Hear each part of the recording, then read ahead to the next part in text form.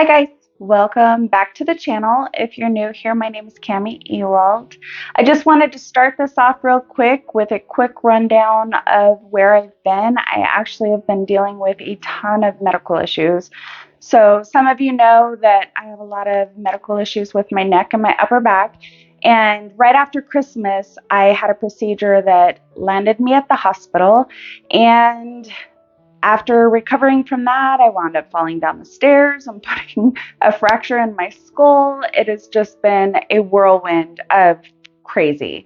And so I am so sorry for leaving y'all hanging, but I promise that I've been working hard to get back on top and get healthy and create some new content. So without further ado, let's get into it. So to begin with, I'm going to come up here to this file folder looking thing to open a file on my computer. I have this file downloaded as part of a package I got from Creative Fabrica called Frames. So I'm going to open that into my project. To do the photo collage, I know that I want to do about 2 inches high, give or take. For this one, I will probably fiddle with it towards the end a little bit to get it the exact size that I want. I'm going to get this kind of right where I want it here. Alternately, you could just click on this rectangle and come up here and click in the exact measurements that you want. But like I said, I'm not super worried about it, as I will probably mess with it a little bit as we go along. For this next part, I have already downloaded all of the pictures that I want. So I'm going to come up here to merge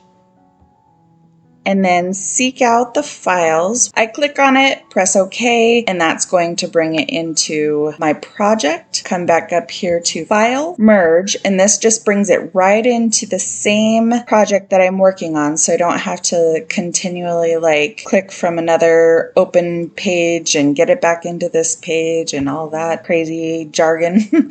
Click OK, and it brings in another picture. I'll do one more here. File, Merge, and then scroll down to the picture that you want. Click OK, and it'll bring it into your project. I'm going to start with it kind of in the center, and I think I want to shrink it down just a skosh. All right, so let's pick the next picture, and let's choose this adorable picture of her puppy standing on the dishwasher.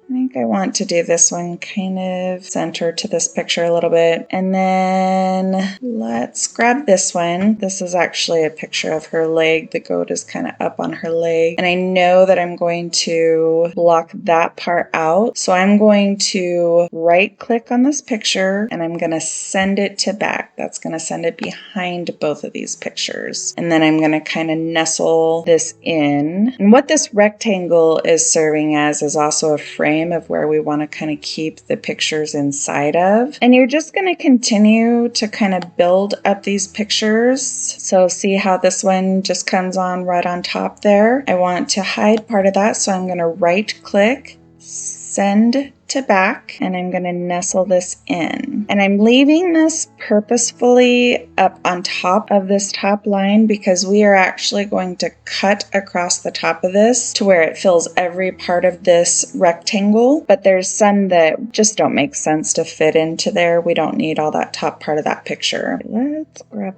this one. And I want this one on top because I do want to block out a little bit of that picture, and I don't mind this picture being a little bit blocked out. But as you guys can see, we're just going to continue back and forth until we get all these pictures in here, and some we will have to shrink and some we will have to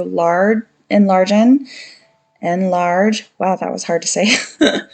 And I will just speed this up so you guys can kind of watch me work here.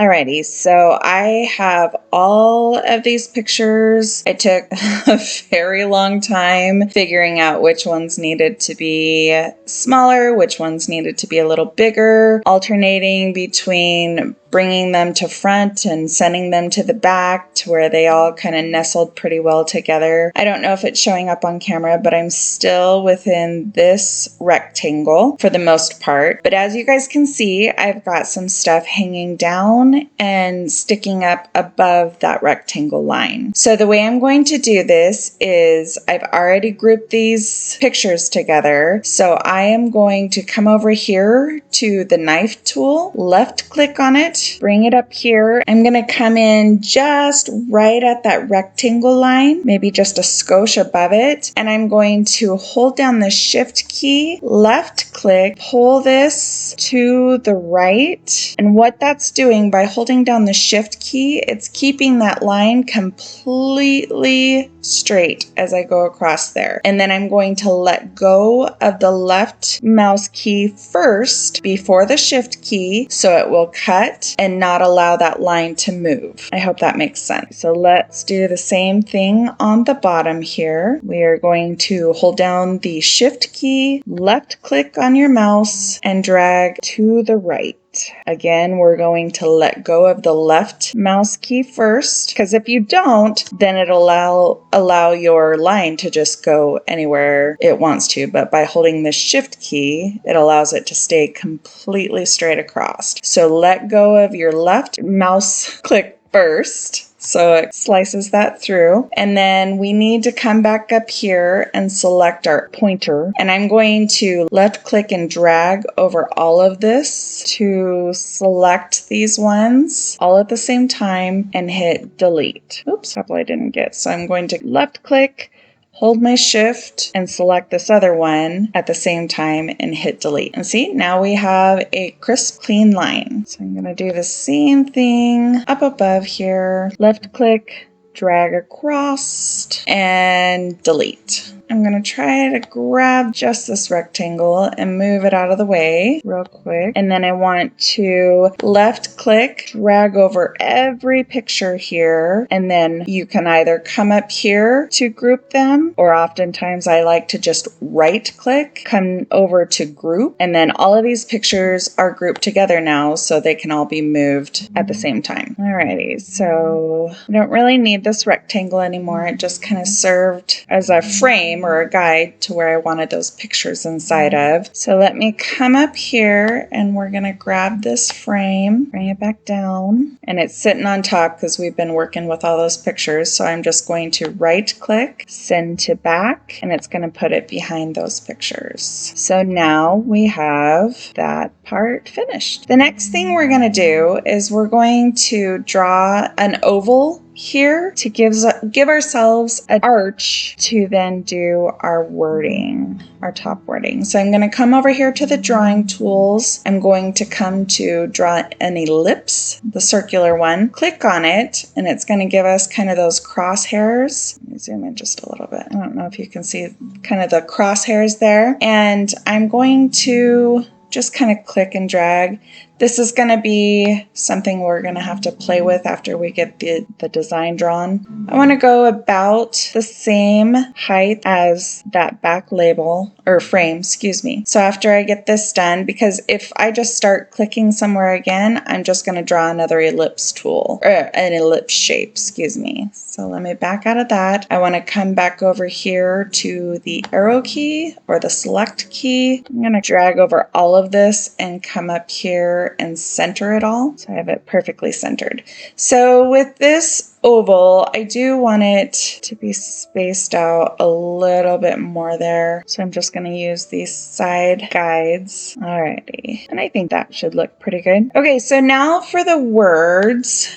The top word that we are going to arch, I'm going to come over here to the text, left click, give myself a cursor, and I'm going to all in caps write out the word Marmot, because that's the name of her little farm. Just so we can see it better, I'm going to change it to black. I have already picked out a font that I want to use. So over in our text style panel, I'm going to use this Waltham. I also got this from Creative Fabrica. You guys, if you guys haven't checked out their fonts, seriously, there is nothing you will ever want for after you find their font system. All right, so we have this, and I'm going to bring it down and kind of size it. I want to shrink it down and size it to about the distance from where the arch starts and stops here. And I'll show you guys why in a minute. All right.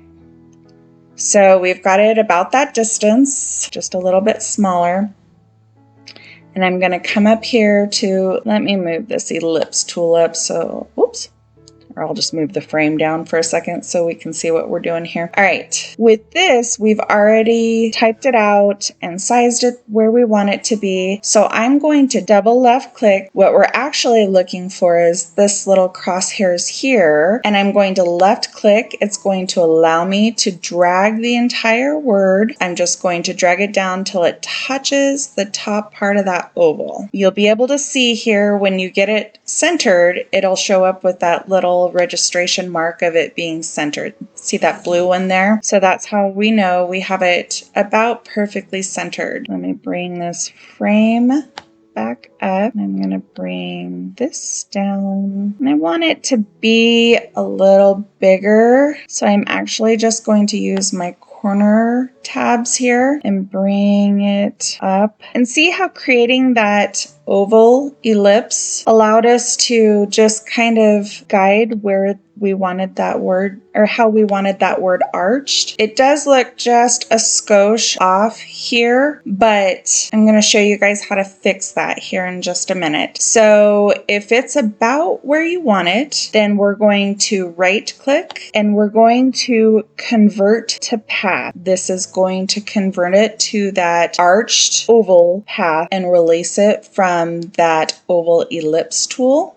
See how it changed to red here? Now we can separate and pull this oval off to the side. And this is still all one piece, so we could move it around if we wanted to. But I told you guys I'm going to show you how to fix this if it seems like it's a little too far, which this T seems like it to me. I'm going to right click, ungroup, and that's going to allow me to just isolate that T, and I'm going to use my arrow keys, press up and left, up, left, up, left, up, left, up. I want it to be a little more rotated, just barely there. And to me, that looks a little better. It doesn't look quite so far, maybe just a couple more up here. So that way they all kind of look a little more similar. And we are going to left click, drag over all of this.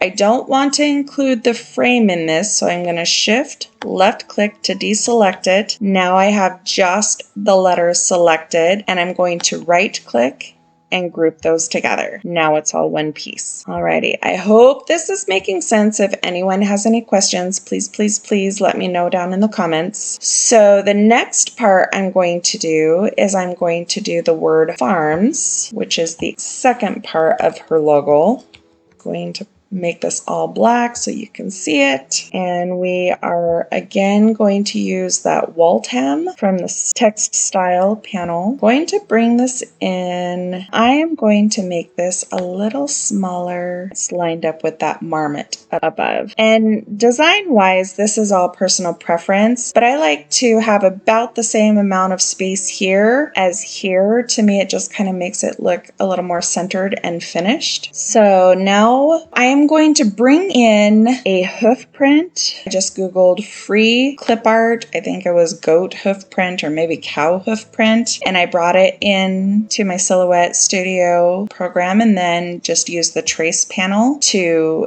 get it. Let me know if you want to see how to do that. If you guys want a tutorial on how to use the trace panel, I will be glad to do that for you guys. I didn't merge it.